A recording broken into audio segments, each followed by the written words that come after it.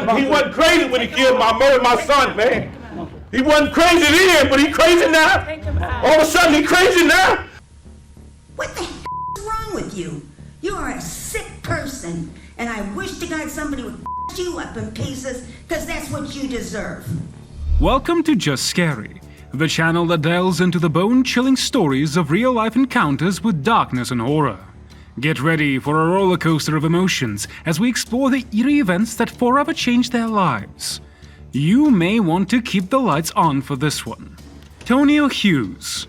In Cincinnati, Tonio Hughes finds himself at the heart of a high-profile court trial, entangled in a heartbreaking case involving Deshaun Brown, who stands accused of a truly heinous crime. The chilling events revolve around the senseless murder of Hughes' beloved partner, Nitisha Latimore, and their innocent 3-year-old son, Nilo. Nitisha's lifeless body was discovered near a bridge, but the whereabouts of little Nilo remains a haunting mystery. Deshaun Brown, with a year-old history of assault, is Nitisha's ex-boyfriend, and she had taken measures to protect herself by filing a no-contact order against him. Now he faces charges for this heinous crime, with the Hamilton County Prosecutor's Office deeming him fit to stand trial. However, Brown's defense team seeks to prevent him from facing the death penalty, claiming he suffers from a mental illness which could spare him such a severe sentence. The judge has ordered an independent evaluation of the accused to assess this claim. During a motion hearing, emotions overwhelmed Tonio Hughes, leading him to attack Deshaun Brown from behind, repeatedly striking him on the head and neck. Court officers swiftly intervened, restraining Hughes and charging him with contempt of court. He was subsequently sentenced to 7 days in the Hamilton County Justice Center but was released 3 days early. While some may argue that Hughes' actions deserve praise, it is essential to remember that violence in any form is unacceptable. The legal system must ensure fair and impartial proceedings for all involved parties. This tragic case also highlights the lack of remorse displayed by some notorious murderers when facing their victims' families in court. The impact of such crimes on the lives of those left behind cannot be overstated. As the trial unfolds, the community anxiously awaits justice for Nitisha and young Nilo, hoping that the truth will be unveiled and that their memories will be honored without further violence or pain. Randall Margrave. Randall Margrave, a field supervisor at RM Electric Incorporated in Lansing, Michigan, led an ordinary life as a husband and father until February 2018, when he became a national figure during the trial of Larry Nassar, the former team doctor of the U.S. national gymnastics team. Nassar faced numerous allegations of sexually abusing 265 women, and the court sentenced him to 175 years in jail. Prior to the sentencing, Randall emotionally expressed his desire to confront Nassar personally for just 5 minutes, though the judge denied his request. Overwhelmed with anguish, he attempted to charge at Nassar in the courtroom but was quickly restrained. He fervently conveyed his anger, stating that those criticizing him had not experienced the pain endured by his daughters. Despite spending time in a holding cell, he later apologized to the court, explaining that witnessing Nassar's reaction during his daughter's testimony triggered his loss of control. The judge understood his emotional state and chose not to pursue contempt of court charges. Randall Margrave's emotional outburst sparked discussion about the toll of Nassar's action on victims' families, highlighting the lasting impact of such heinous crimes on their loved ones. It emphasized the importance of empathy and understanding in the pursuit of justice for survivors of abuse. Do you dare to embark on this terrifying adventure with us? Then subscribe to our channel Just Scary and ring that bell icon. Be warned, you won't want to miss a single scare. Also, don't forget to smash the like button. Now let's continue the video and talk about the remaining people. Van Terry. Van Terry's life took a devastating turn when his daughter Shiralda Terry became a victim of Michael Madison, a convicted serial killer responsible for multiple murders.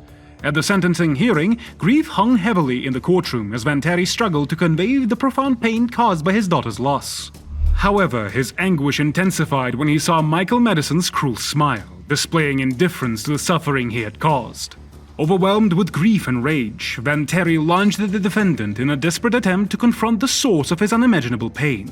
While court officials swiftly intervened to restrain him, the incident sent shockwaves through the room, invoking empathy for the bereaved father seeking justice for his cherished child.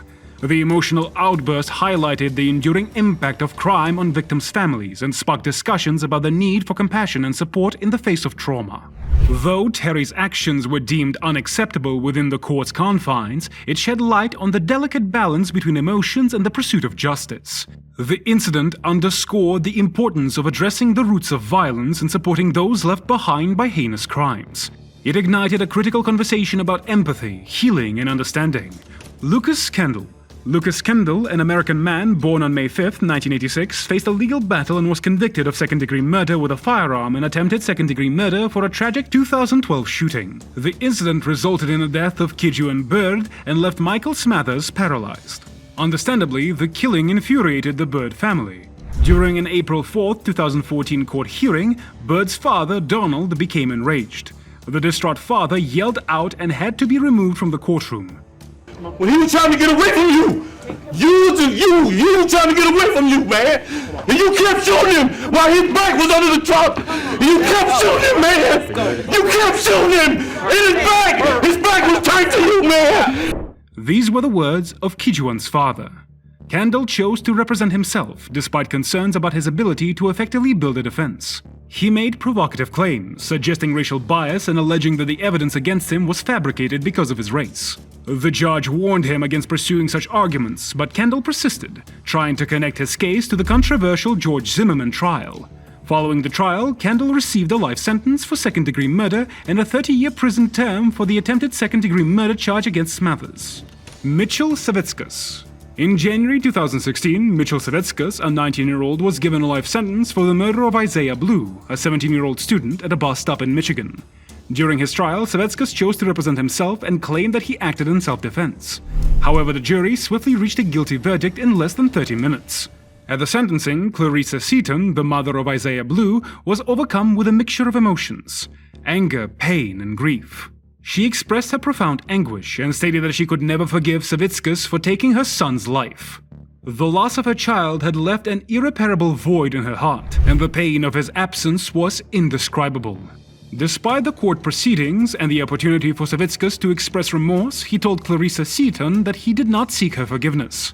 Nevertheless, he did express his apologies for the act he committed, acknowledging the gravity of his actions and the pain it caused. The case not only resulted in a legal verdict, but also left lasting emotional scars on the victim's family. Clarissa Seaton's reaction to the sentencing showcased the depth of mother's love and the profound impact of losing a child to senseless violence. Despite the apology from Savickas, she struggled to find solace, knowing that her son's life was cut short so tragically. Her words echoed the enduring pain and the unwavering determination to ensure that Isaiah's memory would be cherished and that justice would be served for his untimely death. As we conclude this journey full of tragedy on Just Scary, we thank you for sticking with us through these tragic and heinous crimes. Reality can truly be far more tragic than any fictional story. If you enjoyed the tragic tales of Tonio Hughes, Randall Margrave, Van Terry, Lucas Kendall, and Mitchell Savickas, like and share this video with fellow thrill seekers. Don't forget to subscribe and turn on notifications for more spine-tingling tales from our channel. Stay curious, stay brave, and always stay scary.